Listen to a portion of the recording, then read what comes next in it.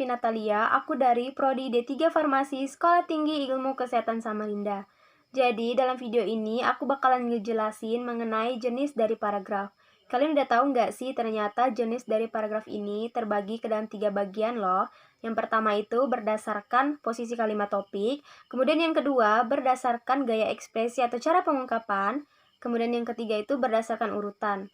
Namun, pada video kali ini aku hanya akan menjelaskan mengenai jenis paragraf yang berdasarkan gaya ekspresi.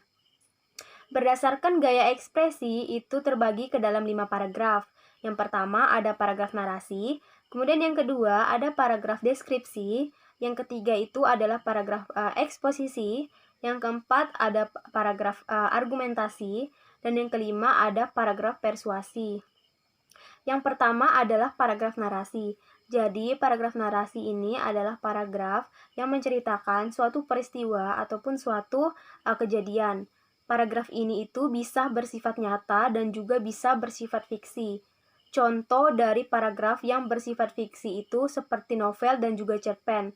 Sedangkan yang bersifat nyata itu seperti biografi dan autobiografi. Yang kedua adalah paragraf deskripsi.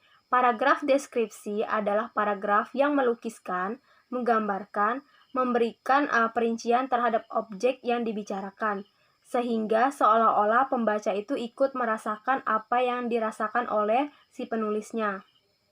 Paragraf ini mempunyai beberapa pola pengembangan. Yang pertama itu ada pola deskripsi spesial, kemudian yang kedua ada pola deskripsi sudut pandang, yang ketiga ada pola deskripsi pengamatan atau observasi, dan yang terakhir ada pola deskripsi fokus.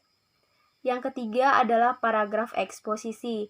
Jadi, paragraf eksposisi ini adalah paragraf yang bertujuan untuk menginformasikan sesuatu sehingga dapat memperluas pengetahuan si pembaca ini. Biasanya, paragraf ini disajikan dalam penulisan yang singkat, padat, dan juga jelas. Contoh dari paragraf eksposisi ini adalah petunjuk penggunaan produk.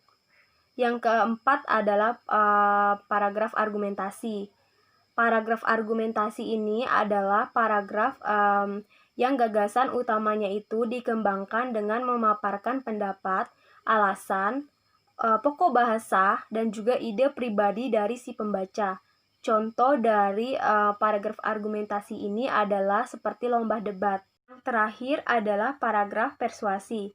Paragraf persuasi adalah paragraf yang berisikan suatu ajakan yang bertujuan untuk membujuk si pembaca agar mengikuti kemauan dari si penulis ini.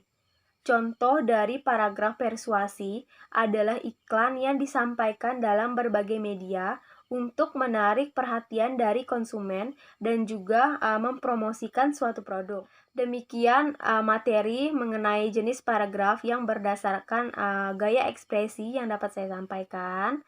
Terima kasih telah menonton. Semoga dapat bermanfaat bagi kita semua. Sampai jumpa.